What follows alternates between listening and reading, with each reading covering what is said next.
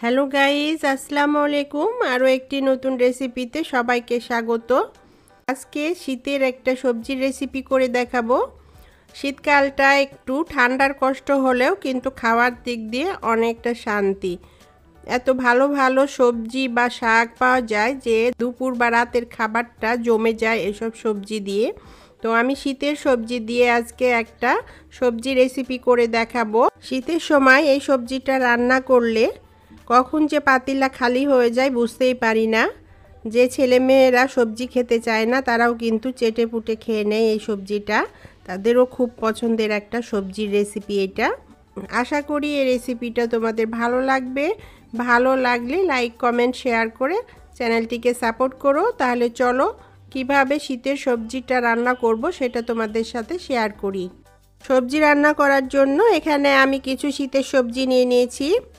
এখানে শিম নিয়েছি আমি অল্প করে, একটা টমেটো নিয়ে নিয়েছি, গাজর কিউব কুচি করে কেটে নিয়েছি, আলু কিউব করে কেটে নিয়েছি, মূলো কিউব করে কেটে নিয়েছি, আর এখানে অল্প করে ডাঁটা নিয়েছি।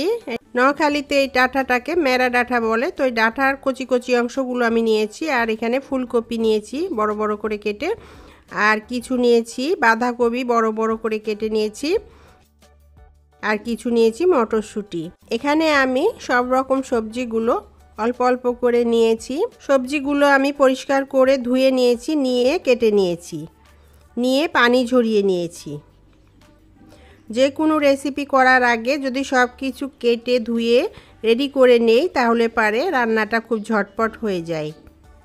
চুলায় একটা প্যান বসিয়ে দিলাম, আর এখানে আমি অল্প করে তেল দিয়ে দিয়েছি। এখন এই যে সবজিগুলো আছে সেগুলো এখানে দিয়ে দিব। সবজিটা যদি হালকা করে ভেজে নেই তাহলে সবজির একটা কাঁচা গন্ধ আছে সেটা চলে যায়, এবং এটা রান্না করলেও এটা স্বাদটাও দ্বিগুণ বেড়ে যায়। তো সবজিগুলোকে আমি হালকা করে ভেজে নিব, বেশি কড়কড়ে ভাজবো না, হালকা করে ভেজে নিব।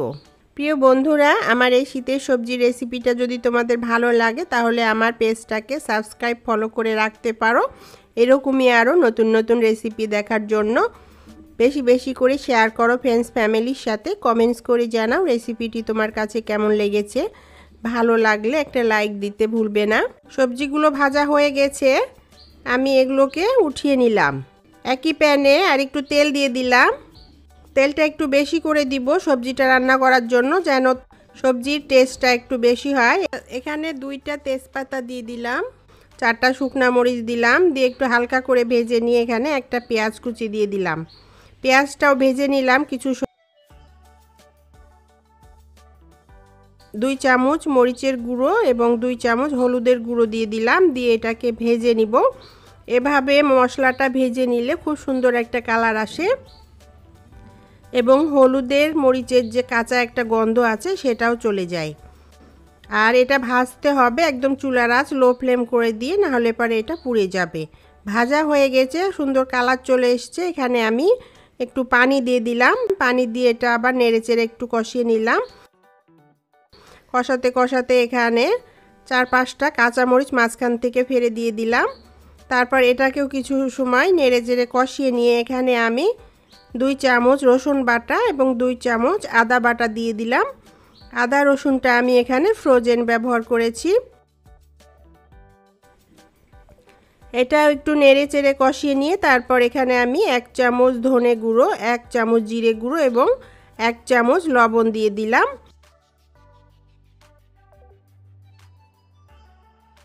সামান্য একটু পানি দিয়ে দিলাম, দিয়ে মশলাটাকে কষাবো। এখানে আমি ছোট চামচ ব্যবহার করেছি, আর সেজন্য এখানে আমি 2 চামচ করে দিয়েছি। তোমরা বড় চামচ ব্যবহার করলে এখানে 1 চামচ করে দিলেই এনাফ। তারপর মশলাটা খুব ভালোভাবে কষিয়ে নিলাম। কষিয়ে নিয়ে এখানে আমি প্রথমে বাঁধাকপিটা দিয়ে দিলাম, একটু নেড়ে চেড়ে নিয়ে এখানে ডাঁটাগুলো দিয়ে দিলাম, দিয়ে এগুলোকে একটু নেড়ে চেড়ে কষিয়ে নিব।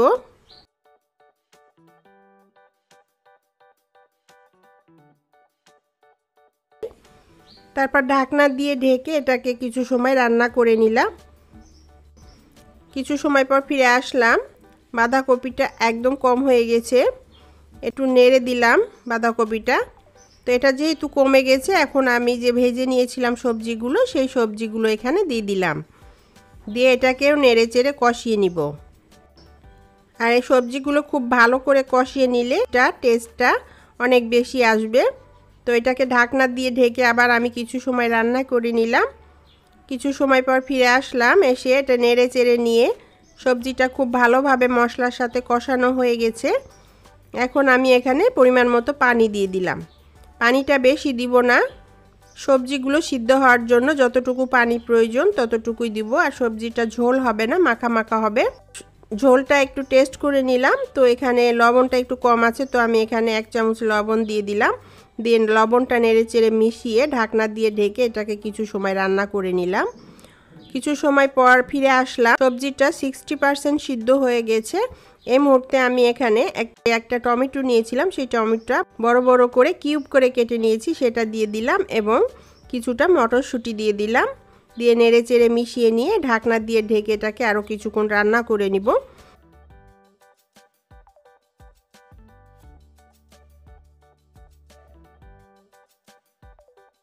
কিছুক্ষণ পর ফিরে আসলাম। এখন আর বেশি নাড়বো না, নাড়লে পারে যে ফুলকপিগুলো আছে এগুলো মাখামাখি হয়ে যাবে সবজির সাথে। এগুলোকে আস্ত রাখার জন্য সিদ্ধ হয়ে গেলে আর নাড়া যাবে না, এটাকে একটু পাতিলাটা ধরে একটু নাড়িয়ে দিলাম। তারপর এখানে 3টা কাঁচামরিচ দিয়ে দিলাম। দিয়ে ঢাকনা দিয়ে ঢেকে কিছু সময় আর একটু রান্না করে নিলাম। সবজিগুলো একদম খুব ভালো মতো সিদ্ধ হয়ে গেছে। এখন আর রান্না করব না। শেষ মুহূর্তে এখানে আমি কিছুটা ধনেপাতা কুচি ছড়িয়ে দিলাম। ধনেপাতাটা একটু বেশি করে দিলে সবজির স্বাদটা একটু বেড়ে যাবে। তারপর এখানে আমি ঢাকনা দিয়ে ঢেকে এটা একটু উলট পালট করে দিব, যেন ধনেপাতাটা সবজির সাথে মিশে যায়। আলতো হাতে এটা করতে হবে। হয়ে গেল বন্ধুরা অনেক রকম শীতের সবজি দিয়ে সবজির রেসিপি।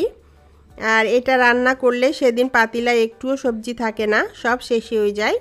আমার ছেলেমেয়েরা খুবই পছন্দ করে এই সবজিটা। তো শীতকাল এলে আমি এভাবে ওদেরকে সবসময় সবজি রান্না করে দেই। আর এভাবে তোমরাও সবজি খেয়ে দেখো, গরম ভাতের সাথে এই সবজিটা থাকলে মাছ মাংসেরও প্রয়োজন পড়ে না। আশা করি এই রেসিপিটা তোমাদের ভালো লাগবে। ভালো লাগলে লাইক কমেন্ট শেয়ার করে চ্যানেলটিকে সাপোর্ট করো। যেভাবে সাপোর্ট করছো সব সময় এভাবে পাশে থেকো। আবার দেখা হবে এরকমই নতুন কোনো রেসিপির সাথে। আল্লাহ সবাইকে ভালো রাখুক, সুস্থ রাখুক। আল্লাহ হাফিজ।